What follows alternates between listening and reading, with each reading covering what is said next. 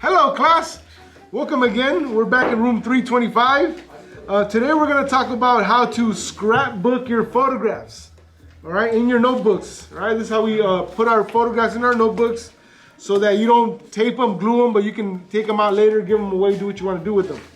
All right, so what you do is you're going to open up a section in your notebook, and so let's say you want to do it right here. You want to make sure that you have about 5 or 6 pages together, because all your pictures should be together, and you're only going to put it on one side. So you'll put a picture here, and you turn the page, you'll put a picture here, and so on.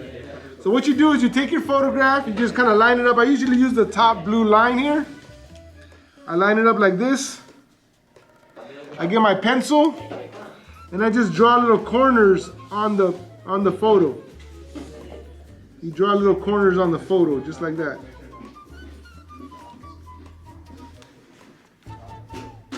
All right?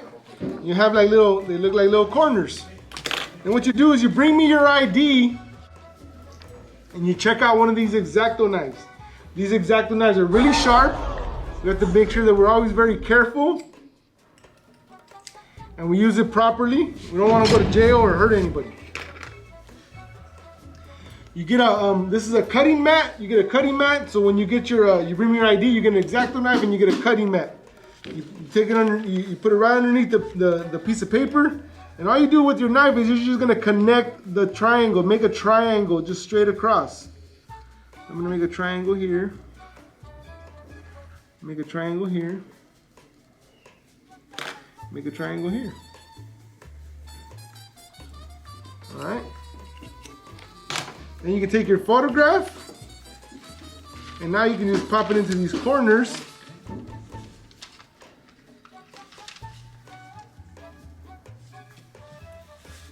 And now your picture's in here. Here are some examples. Here, it won't fall out, right?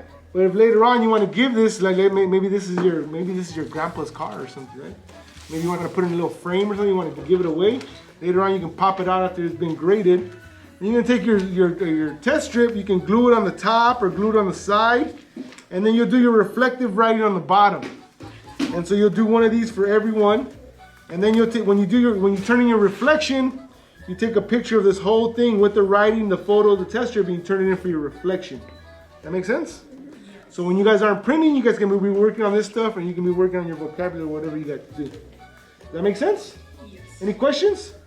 Yeah, I have a question. Yes. So when we put all the pictures together, do we put them like on the back, or like where do we put all the pictures? No, you just pick a section. And so for example, this is the first assignment. You can write here like first roll or the first assignment.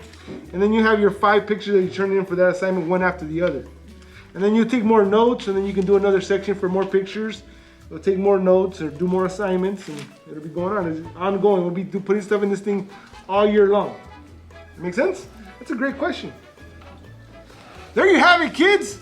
That's how you scrapbook photos for room 325. This is the cheap do-it-yourself way. All right, we're not gonna go buy the little corners at Michael's or anything like that. We just do it simple.